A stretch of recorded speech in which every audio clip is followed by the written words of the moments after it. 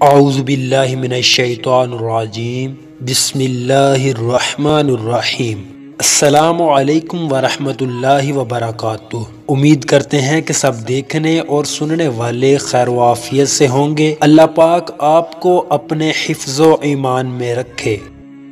اللہ کے پاک نبی حضرت محمد صلی اللہ علیہ وآلہ وسلم ارشاد فرماتے ہیں کہ وحی نازل ہوتے وقت کبھی مجھ کو گھنٹی کیسی آواز محسوس ہوتی ہے، اور وحی کی یہ کیفیت مجھ پر بہت شاق گزرتی ہے۔